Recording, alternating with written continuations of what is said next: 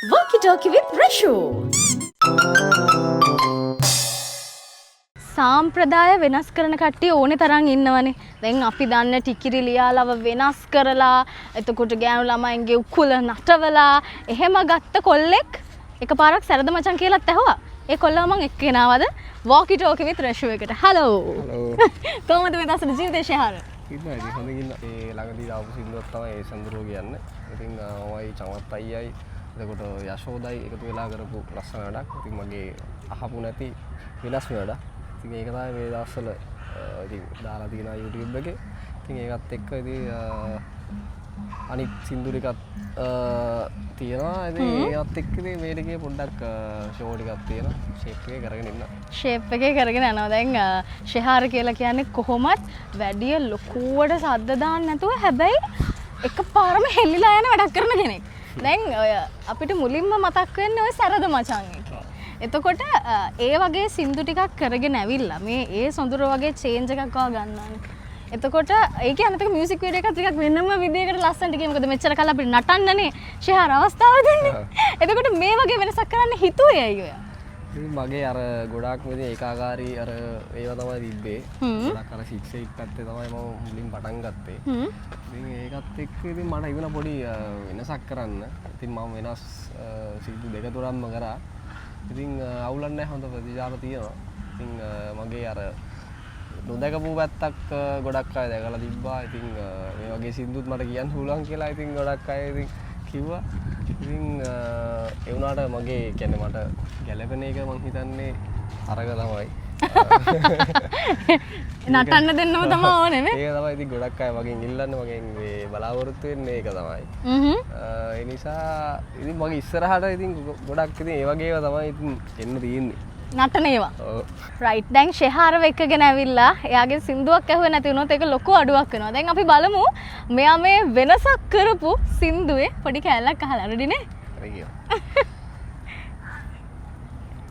මල් රේණු වැස්සේ දවටිලා කතා බහේ මං හාදු හැව්වෙන හෙව්වෙම ආදරේ පින්නේ තෙමී තෙමී මැව්වේ මාලිගේ උදුරාන යන්න වෙතෙරුණා ඒ සොඳුරෝ රුන් ගන්නට ආවේ නුඹගෙන් මා විතරෝ මල් දෙන්නට ආවේ ඒ සොඳුරෝ රුන් ගන්නට ආවේ නුඹගෙන් මා විතරෝ මල් දෙන්නට ආවේ.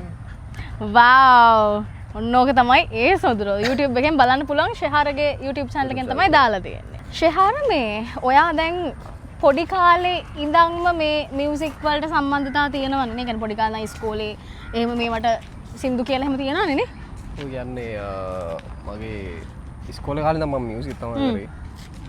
ඒ ලෙවල් වෙනකම් මම මියුසික් කරා. ඊට පස්සේ කාලෙකින් ඒ ලෙවල් කරාට පස්සේ ටික කාලයක් අතහැරෙනවා මියුසික් කියන දේ. ඊට පස්සේ කාලයක් ගිහිල්ලා තමයි අවුරුදු ගාණක් ගියාට පස්සේ තමයි ආයෙම මියුසික් කරන්න පටන් ගන්න. රයිට්. එතකොට දැන් ඔයා ගමක ඉඳන් නගරට එන කොල්ලෙක්නේ.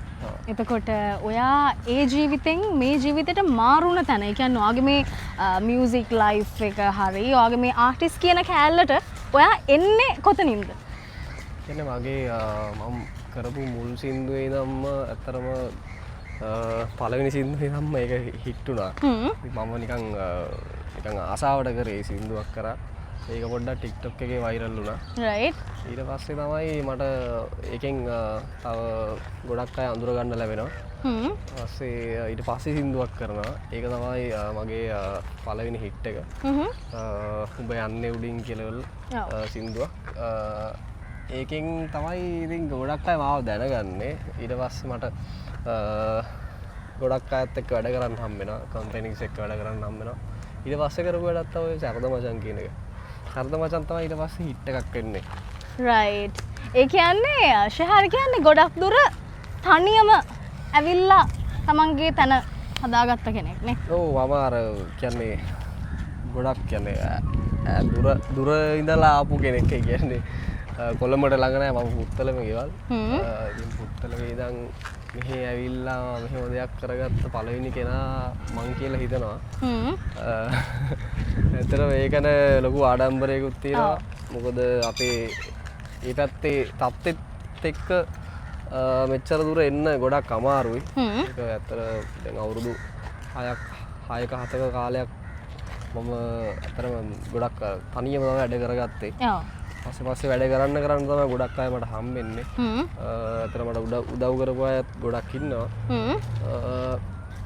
මේ අරන්නේ ඉතින් මම ගොඩක් ඉතින් අර තනියම තමයි හැමදේම කරගත්තේ.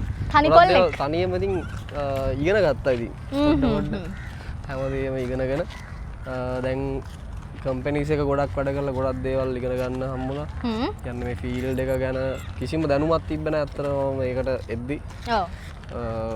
දැනුමක් කියන්නේ මම කිසිම මියුසික් ගැන ලකුවට දැනන් හිටියේ නැහැ. ෆීල්ඩ් එක ගැන ලොකු දෙයක් කියන්නේ කොටිම දෙයක් මුකුත්ම දැනන් හිටියේ නැහැ. ෆුල් බ්ලැක් වෙලා තමයි ඔයා මෙතෙන්ට ආවේ නේ.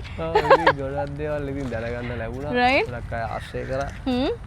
ගොඩක් ඉතින් එක්ස්පීරියන්ස් අරගත්තා. දැන් වලින් එක එක අය මුණ ගැහුණා ඉතින්. ඒකත් එක්ක channels වල වැඩ කරා. නිසා ඉතින් දැන් දන්නවා මොකද්ද මේක වෙන්නේ කියලා.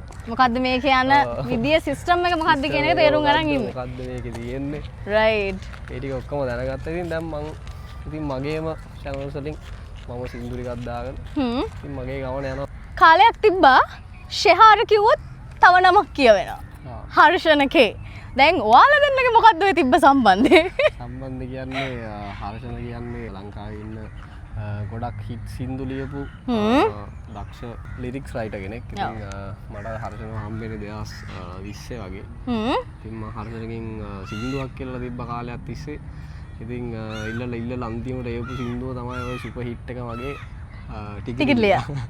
ඉතින් මට එවපු ගාම මම කිව්වා මේක කාටවත් දෙන්න එපා මට දෙන්න කියලා. මේක මට ඕනේ කියලා තදින් බදාගත්තා. එහෙමද? මම ඒක ඉල්ලගත්තා මට ඕනේමයි කියලා. ඉතින් ඊට පස්සේ ඔක ඉල්ලගෙන අපි වැඩේ කරා. එයාමත් සම්බන්ධ වෙනවා රැප් එකෙන්. සම්බන්ධ වෙනවා කියන්නේ ඒක මෙහෙම වෙන්නේ. මේ ඕකේ ගයිඩ් එකේ හර්ෂණ රැප් එක සිං කරලා තිබ්බා. ඉතින් මට ඒකේ ඒ වොයිස් එක ඒ සින්දුවට ගැලපෙනවා කියලා හිතුණා. හර්ෂණ කිව්වා මට කාවරි රැපර් කෙනෙක් හරි කාවරි දාගෙන වැඩේ කරන්නයි කියලා. ඉතින් ඒ වුණාට මම ඊට වැඩිය හර්ෂණගේ ඒකේ තිබ්බ ඒ වොයිස් එකත් එක්ක මගේ වොයිස් එකත් එක්ක පොඩ්ඩක් ඒක ගැලපෙනවා වගේ එකක් තිබ්බා. ඒ නිසා මං හර්ෂණට කිව්වා ඉතින් වෙන කවුරුත් ඕනේ නැහැ. ඔයාම වැඩේ කරන්න කියලා. මේ සම්බන්ධතාවය අපි දෙන්නම ඉදිරියට අරන් යමු කියලා කිව්වා. ඊට පස්සේ ඉතින් අපි වැඩේ කරා. වැඩේ හොඳටම පත් වුණා. ඉතින් වැඩේ සුපර් හිට් එකක් වුණා. ගොඩක් අය අහන්න ගත්ත කියන්නේ ලංකාවේම දැන් මිලියන 17කට වැඩි පිරිසක් අහලා තියෙනවා. ඉතින් ඒක තමයි ඉතින් දැන් මට ඒකෙන් තමයි ටිකිරිලියා කියලා තමයි මට නම හැදිලා තියෙන්නේ. ඔව්. ෂෙහාර ගොඩක් අඳුරන්නේ නැත් එහෙමනේ. ෂෙහාර කියවට ගොඩක් අය ඇත්තටම දන්නේ නැහැ. අර ටිකිරිලියා කියන එක නේ. ටිකිරිලියා කියුවාම තමයි දන්නේ අඳුරන්නේ. හොඳයි. මේ ඒකෙන් තමයි ඉතින් අපි හර්ෂණත් එක්කම වැඩ කරන්න ගත්තා. ඊට පස්සේ ආයෙ ටිකිරිලියා 2 කියලා කුලසලා කියලා එකක් කරා. ඉතින් ඒකෙත් රැප් එක මම හර්ෂණටම කියන්න දුන්නා. ඉතින් අපි දෙන්නගේ ඒක පොඩ්ඩක් ගැලවිලා ගියා. එතකොට මෙච්චර කල් ලිරික්ස් රයිටර් කෙනෙක් විදිහට හිටපු හර්ෂණ රැපර් කෙනෙක් විදිහට එළියට එන්නෙත් ඔයාගේ වැඩෙත් එක්කම තමයි. වැඩෙත් එක්ක තමයි. හර්ෂණ සින්දු කියලා තිබ්බ නෑ ඊට කලින්. හර්ෂණවත් ගෙන්න ගන්න ඕනේ අපි ඔය ගැන කතා කරන්න. ඊට පස්සේ ඉතින් හර්ෂණ වැඩ වගේක් කරලා තිබ්බා. දැන් මං හිතන්නේ හර්ෂණගේ තියෙනවා සින්දු බර ගානක් තියෙනවා මේ මිලියන් ගණන් views තියෙන ලංකාවේ මේ දවස්වල ඉන්න සුපර් හිට් එකේ ඉන්න ආටිස්ලා ගොඩකට සින්දු කරලා තියෙනවා. ගොඩක් වෙලාවට අපි නිතරම මුමුණන සින්දු ගොඩක් තියෙනවා ඒවා හර්ෂණගේ තමයි. සුපර් හිට්ස් තියෙනවා සෑහෙන්න හර්ෂණ ලියපු. ඒ කාලේ හිටපු සුපර් හිට් එකක් තමයි ලිරික්ස් රයිටර්ස්ලාගෙන් හර්ෂණ කියලා කියන්නේ. ඒක ඉතින් මේ කාලේට අදාළයි. ඉතින් දැන් ඔයාලගේ සින්දුත් දැන් ඒ විදිහටම හිට් වෙනවා කියන්නේ. එහෙම තමයි මේ ෆීල්ඩ් එකේ වැඩ කටයුතු වෙනකොට අලුත් කට්ටිය නොහිතන කට්ටිය හැම එකතු වෙනවානේ. ඔව් ඇත්තට මට හිතා ගන්න බැරි තරම් ලොකු පිරිසක් මම ආශ්‍රය කරනවා. ලොකු පිරිසක් අඳුර ගන්නවා. ඉතින් ඒකත් එක්ක මට ලොකු ඔපචුනිටිස් හම්බෙලා තියෙනවා. මගේ මම කියන්නේ මම මාර සතුටින් ඉන්නා මේ දවස්වල මගේ හීනයක් තිබ්බා මොකක් හරි ලංකාවේ ෆිල්ම් එකකට සින්දුවක් කරන්න. ඔන්න අලුත් තොරතුරක් එනවා. ඉතින් මේ පාර මට ඒ chance එක හම්බුණා. right. සංදේශ් බණ්ඩාර ඩිරෙක්ට් කරන ෆිල්ම් එකක. සංදේශයි ෆිල්ම් එක ඩිරෙක්ට් කරනවා. ෆිල්ම් එක ඩිරෙක්ට් කරනවා. ඉතින් ඒකේ සින්දුවක් කියන්න chance එකක් හම්බුණා. ඉතින් ඒක මට මාර සතුටු දෙයක්. Congratulations. හීන කියන දේවල් අනිවාර්යෙන්ම ඇත්ත වෙන්න ඕනේ කොහොම හරිනේ. ඔව් ඒකයි අර මම හිතුවේ නෑ. හිතුවේ නෑ කියන්නේ මම කවදා හරිම ඒක කරගන්නවා කියලා හිතාගෙන හිටියා. ඒ වුණාට මගේ වාසනාවකට ඒක මට මේ අවුරුද්දේම ඇත්තට කරගන්න පුළුවන් වුණා.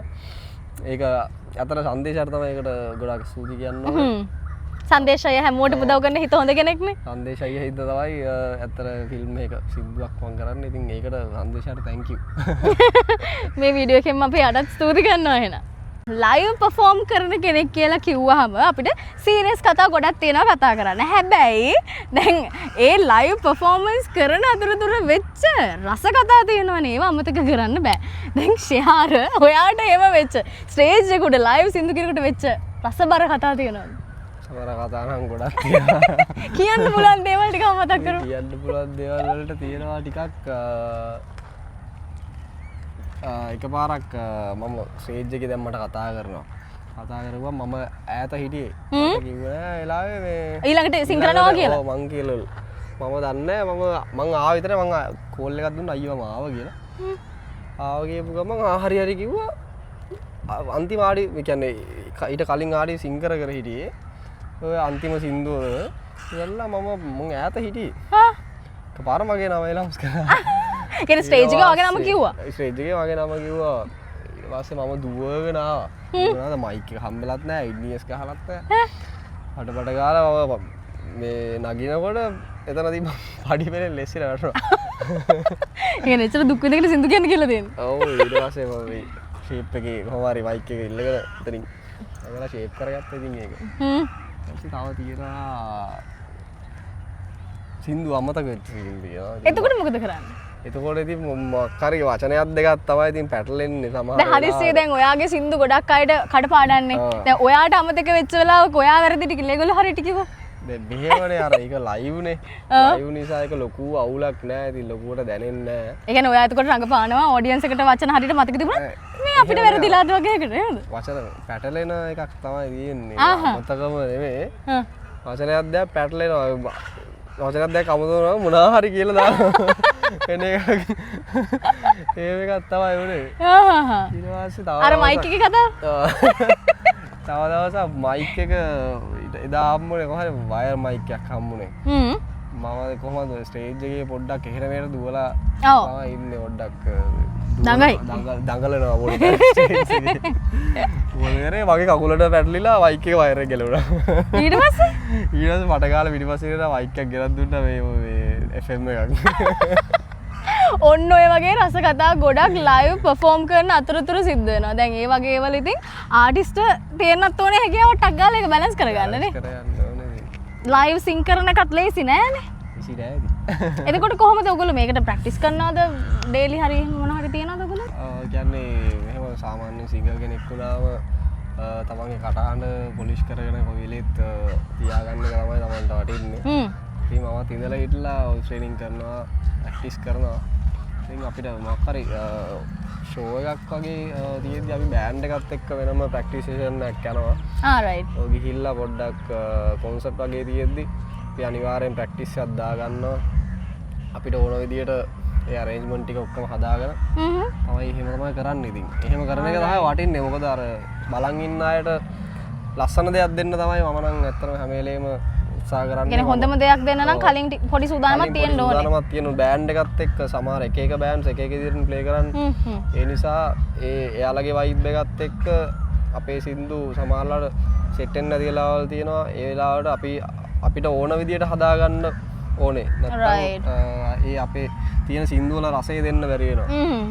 ඒකේ තියෙන ආතල් එක ඒක දෙන්න බැරි වෙනවා. ඒ නිසා අපි මන්නම් හැම වෙලේම මට එන ෂෝ එකක් මම අනිවාර්යෙන් බෑන්ඩ් එකත් එක්ක මේ ප්‍රැක්ටිස් එකක් අහනවා. සමහරවල්ලාට හම්බ වෙනවා, සමහරවල්ලාට යන වැඩ බිසි වුණාම සමහරවල්ලාට හම්බෙන්නේ නැහැ. ඉතින් එහෙම තමයි ඒක අනිවාර්යෙන් අපි ප්‍රැක්ටිස් එකක් තියෙන්න ඕනේ හැම වෙලේම. එහෙම තියෙන්න ඕනේ නේ. රයිට්. සතත අභ්‍යාසයත් එක්ක තමයි හොඳම දේවල් අපිට හම්බෙන්නේ. එහෙනම් අපේ අද මේ පාරේ ඇවිදින ගමන් කරපු කතා බහේ අවසානය තමයි තියෙන්නේ. ශහරගේ දැන් ඉස්සරහ වැඩ කටයුතු ටික දැන් ඔය නක ෆිල්ම් සෝං ඒකට වර්ක් කරන ඉන්න සිංගල්ස් මේ ඔක්කොම ටික සාර්ථක වෙන්න කියලා ප්‍රාර්ථනා කරනවා. මේ මියුසික් එකට විතරද වෙන්නේ? එතනින් එහාට මොකුත් නැද්ද?